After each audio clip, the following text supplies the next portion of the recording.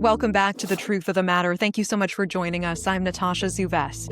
This is part 2 of our conversation with author of the Plutonium Files, Eileen Welsome. She's the Pulitzer Prize winning journalist who stumbled upon a footnote that cracked open a dark secret. The U.S. government experimented on 18 Americans without their consent, injecting them with radioactive plutonium.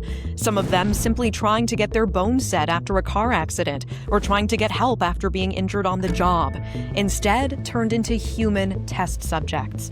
Now, she's talking about the aftermath of publishing her bombshell report and how it opened the floodgates to the discovery of egregious human experimentation at the hands of the government, from children, some of them orphans, fed radioactive oatmeal in Massachusetts, to pregnant women given radioactive cocktails in Tennessee and California. In this conversation, she also describes horrifying tests in Cincinnati. At least 88 patients given massive doses of radiation, some of them dying just days later. Our conversation with Eileen Welsome continues now. She is the author of the Plutonium Files, America's secret medical experiments in the Cold War, and her investigation earned her the Pulitzer Prize for national reporting. Eileen Welsome, welcome. Thank you so much for making the time. Well, thank you so much for your interest and for having me. Tell me about some of the other experiments that ended up coming to light afterwards that really stick out in your mind. You've talked a little bit about the experiment on 800 plus pregnant women who were given radioactive iron. Can you talk about the after effects of that? What were the results? Did it affect any of their children? Did it affect any of those women? I want to talk briefly about the radiation experiments in Oatmeal at the Fernald School on boys, many of them orphans. And then I also want to talk about Cincinnati, because I think a lot of people haven't heard about that. So why don't we start with the experiments on pregnant women? What happened? Where was it? What were the after effects?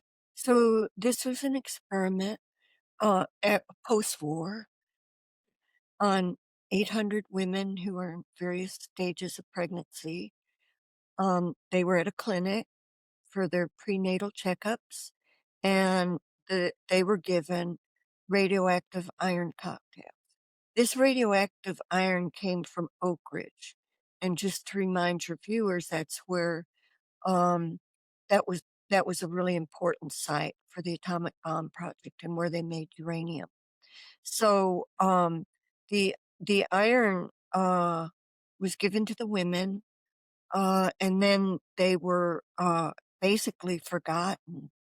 And then it was similar to the plutonium experiment in that there was a follow-up study done by a scientist who found a statistically significant number of cancers in the children. So, did some of the children end up dying? Yes, they did. I'm thinking there was a really extraordinary story involving a woman named Emma Kraft, and her daughter died of a cancer. I think it started in a leg or thigh and eventually went up through her body.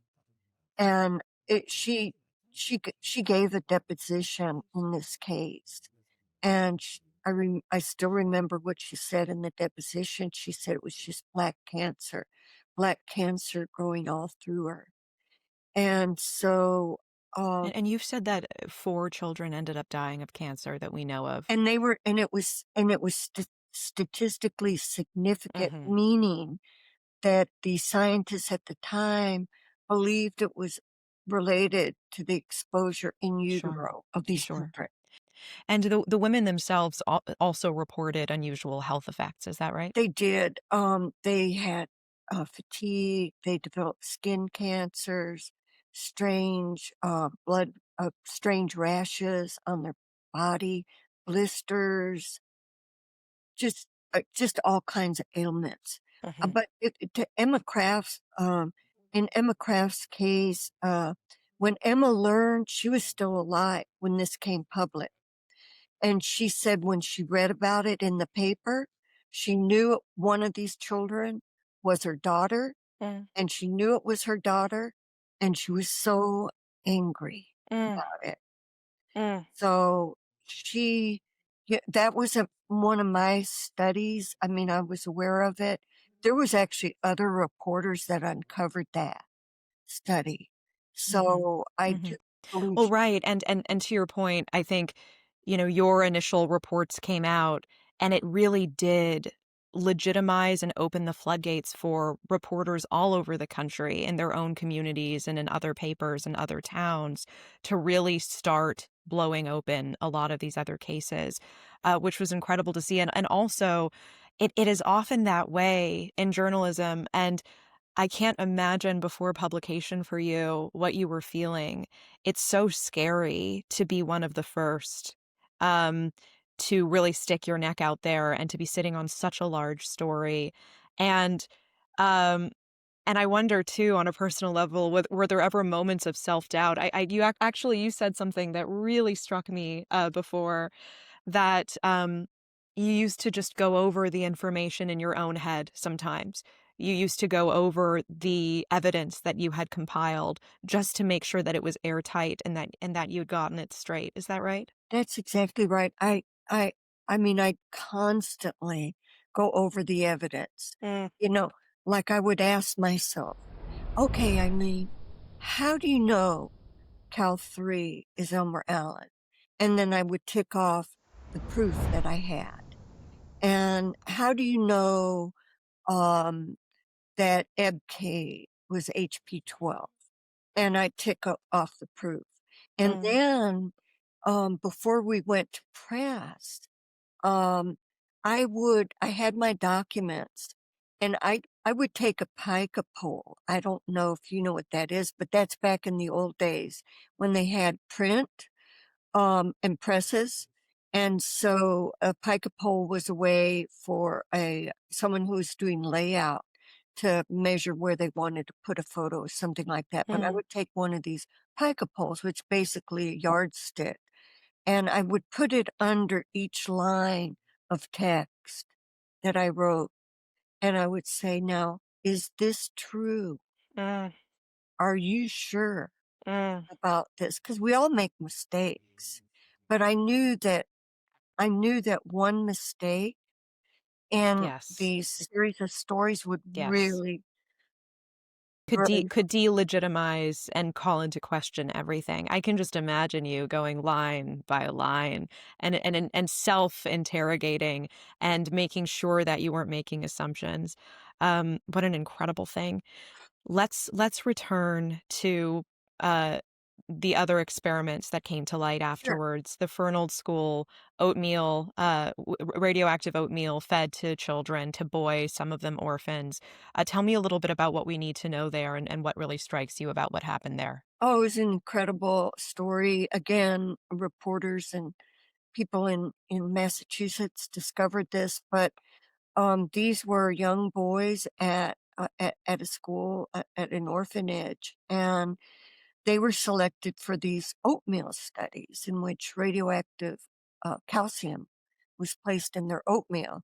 And Mhm. in exchange for that, they were given trinkets Mm, and, taken to ball games and mm, Mickey Mouse watches. And it was a very sad story because here they were at a group home and they were selected for these studies. And the people who were doing the studies were these very well educated doctors from sure. MIT, that wouldn't do an experiment on their own children, Mm, but would do an experiment on these boys. mm, And, the boys that when they discovered this when they became men, and they said, "Well, we were just treated like throwaways." mhm, And this was another example of that. mhm, And they were bribed with these trinkets mhm.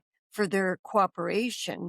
They had to provide various specimens and blood tests and so on and so forth. So it was a very uh, Yeah, I remember being. I've spoken about this at length with Dr. Lisa Martino Taylor and looked at some of the documents that she helped unearth as well. And how do you induce a 7, 9, 12-year-old boy to participate in something like this? Um, some of those details that they were told they were joining a science club. Right. What does that mean for a boy in a state school, many of them orphans, an opportunity at friendship? Um, they were offered trips to ball games, trips to the beach, as you said, a Mickey Mouse watch. And they testified as men to the after effects, lumps on their arms, lumps on their stomach, and other health issues that they believe stemmed from that. Um, so egregious. And I think what's really important to mention is, as you look at these cases, the outrage is so palpable, I think, for anyone who looks at this. And I think there's a temptation to say, um, who are these monsters behind this? Who are the monsters at the top? Who were the individual doctors who carried this out? Do you think that it is actually folly and a mistake to characterize the people behind these experiments as inhuman, as monsters, as someone apart from you or I? Or is it important to realize the conditions that allow behavior like this to happen and orders like this to be carried out so that we can prevent this from happening again?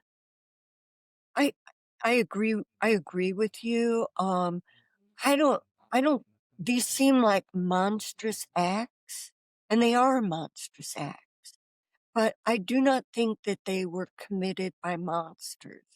I think they were committed by very complex scientists and doctors who had their own motives, for proceeding with these experiments. In some cases, I think it was just, scientific curiosity. Mhm. In other cases, I think it was their really gut feeling that these were harmless Mm. studies. Um, and I think in some cases, for example, in the case of the plutonium experiments, they were for national security and national interest. So that trumped Mhm. everything else. I mean, you were speaking before about interviewing that doctor, who or that researcher who was very patriotic and had a sort of attitude of the ends justified the means. And do you think, in terms of preventing something like this from ever happening again, that we need to be particularly careful of moments in time when the threat seems so great, whether that was during World War II, whether it was the Soviet threat during the Cold War, or any other moment in time when it feels so urgent and so threatening that suddenly norms and ethics and things that one would never consider not in wartime or in a non-emergent situation become permissible and suddenly seem justified. I think that's exactly right. I think that I think that some of these early experiments were done in sort of a state of national alarm, Mhm. and and I think we have to remember too that the atomic bomb. You have to remember the backdrop for everything was that, and it changed warfare. It changed nations. It changed the world dramatically. And and there was a real need to know about how some of these products reacted in the human body Mm. and how they could defend against things like radiation. Because many of these scientists and military people believed the next war would be a nuclear battlefield. Now, that hasn't happened yet, but it could. And so maybe all this old information, which may be the only information they have, may become of some value. I don't know the answer to that. How do you reconcile that thought, and the ethics around using the results of these sorts of experiments? I'll go to the plutonium experiment first. It was a really poorly designed study. Mm. The subjects were different ages. They all suffered from different kinds of diseases, which would affect how they metabolized plutonium. And that was one of the things they were looking for was how is plutonium metabolized in the human body and how does it affect human beings? Um, when so there was nothing, no generalization. they could draw from that study because it was all the people were so different. And secondly, um, most of the people, and scientists helped me with this, most of the people who are exposed to plutonium are exposed to plutonium through the air once a bomb is detonated, i.e., all the soldiers at ground zero. So, and that plutonium is breathed into the lung. So it may eventually go to the bone, but much of it stays in the lungs, and that's where it's extremely dangerous. So it wasn't even a properly designed experiment. Mm, It gave them some data, but not much. And as far as the Vanderbilt women, I don't know if that was ever useful. And I don't think the radioactive oatmeal studies, a lot of these experiments, I mean, they did thousands of tracer experiments after the war with mhm, all these radioactive isotopes. But much of these studies, they're just languishing in journals that nobody's ever looked at since, mm, that that will never be looked at because they're not going to be put online. mm. Tell me about what happened in Cincinnati. Oh,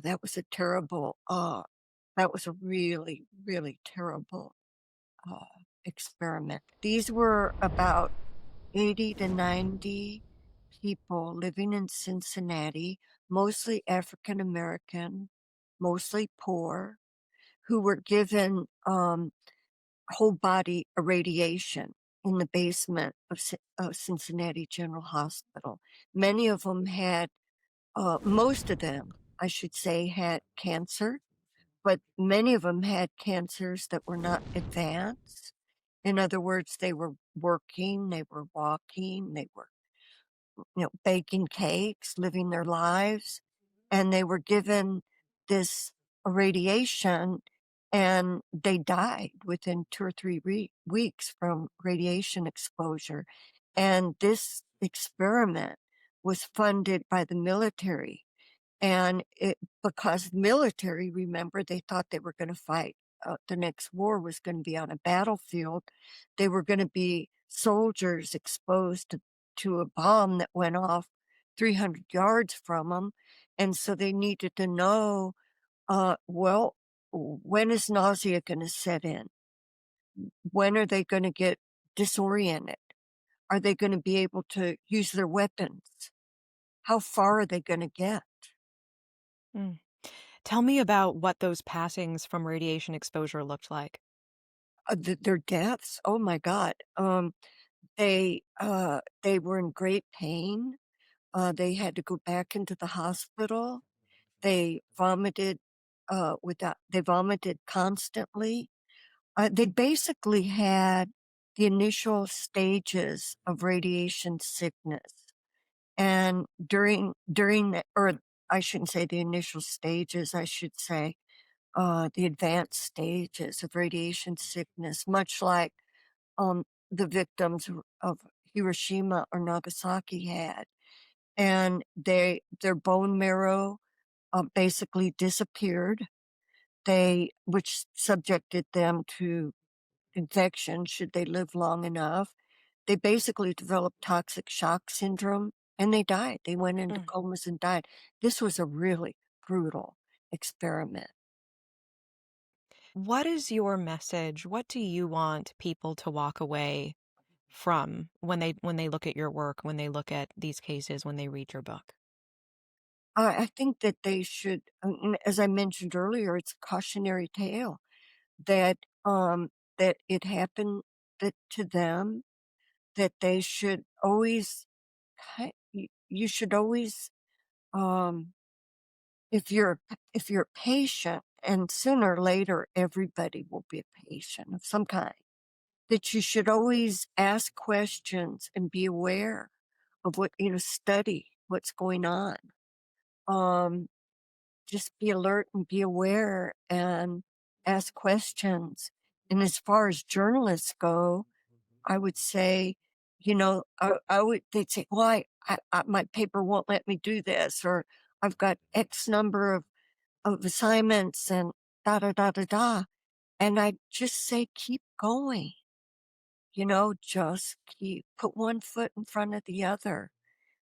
And you never know. It's like in any endeavor in your life, you never know where you're going to end up, really. So you have to just keep one foot in front of the other. You have to keep going. It's kind of like the way life is in everything. You just can't, and you can't ever be discouraged. I always tell people that, if you believe something in your gut or it's something that's talking to you, you should follow that. You should follow that voice. You should always follow that voice.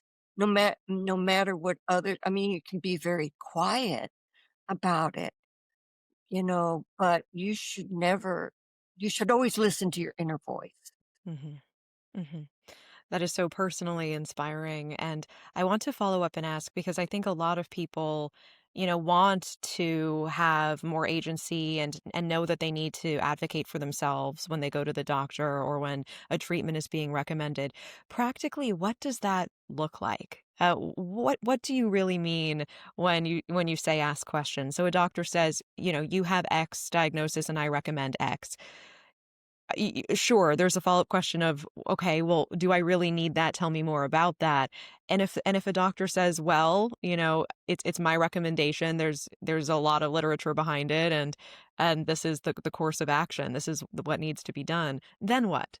Then So, what do you do? so what I would do for myself is I I would you know, if it was breast cancer, let's say, I would go, since we have the internet, I would go on the internet and start with that, looking at that, Googling that. But I would say that even before you delve into or press a link, that you should look at where does that information Hmm. who's giving that information. So if it's the Mayo Clinic, yeah, click on that link, and take a look.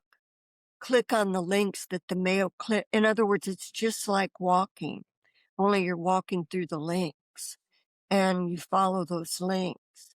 But you have to make sure that the links you start with are legitimate. Hmm. And AI is diverting us all into these summary paragraphs of what something is. And that's really, that's unfortunate because it's so easy. But people, just looking at what AI generates, that's, I would not stop there. I would go to those links. I would follow from the Mayo Clinic. Let's just say I'm throwing that out, whatever your trusted entity is, and, and go down deep into those footnotes and read what the actual scientists and doctors say about a specific treatment. Hmm. When you've exhausted that one, then I would go to another site. Again, a reputable site, not AI generated, and start with that. And if that doesn't work, there's always the library. It takes just a little bit of work. There's so much out there. But you have to vet it, like right from the get-go, so you don't just get exhausted by junk. Right, right. There is a difference between clicking on the Mayo Clinic and starting to read studies and finding a random TikTok about how fruit is going to cure cancer or something like that. Understood. Right. That's just a waste of time. I want to thank you personally for your time today and for all of the context, the analysis, the work that you have done. Eileen Welsome, thank you so much. I'm honored by this.